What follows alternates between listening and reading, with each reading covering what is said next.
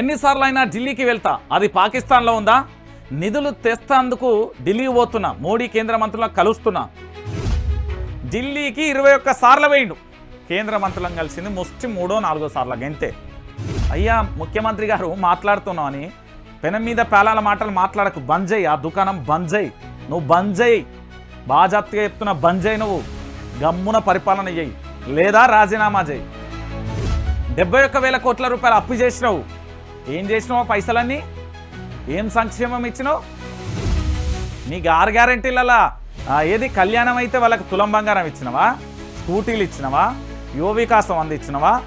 17,000 రూపాయలు రైతు పెట్టుబడి ఇచ్చినవా? 12,000 రూపాయలు ఏడాదికి అవి ఏమైనా ఇచ్చినావా మహిళలకు? ఏం ముచ్చట్లు చెప్తున్నావు నువ్వు? ఏం ముచ్చట్లు? అన్ని సోకాళ్ళు ముచ్చట్లు కాకపోతే ఏందో అట కాంగ్రెస్ అట సంక్షేమం. ఏం సంక్షేమం చేస్తే నా లొట్ట పీసుల సంక్షేమం.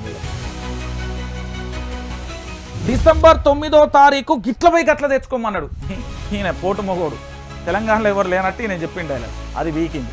తర్వాత ఆగస్టు 15 అన్నాడు, పెద్దమ్మ తల్లి లక్ష్మీ నరసింహస్వామి మల్లన్న శివాలయం భద్రకాళి దేవత ఒట్లేసుకుంటూ వచ్చాడు. మామూలు గాదిన ఒట్లేసి ఏం చేసిండు? ఏకకాలంలో చేసిన మొదటి విడత, 2వ విడత, 3వ విడత. సిగ్గుండాల మళ్ళీ మాట్లాడడానికి. ఆ ముఖ్యమంత్రి పీఠానికే ఇజ్జత అనిపిస్తుంది.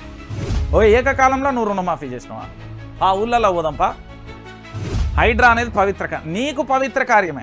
ధనవంతుడికేమో నోటీసులు ఇవ్వాలి, పేదోడి ఇల్లులేమో పట్టుమని కూల్చేయాలి. ఇది నీ పవిత్ర కార్యం. ఆలు లేదు, సూలు లేదు. ఆ అల్లుడు పేరు సోమను. ఇప్పుడు ఏంది అంటే ఎవడి పాలన అయిందిరో తెలంగాణ, దిక్కు దివాన లేని పాలన అయిందిరా అని పాడుకోవాలి మనం.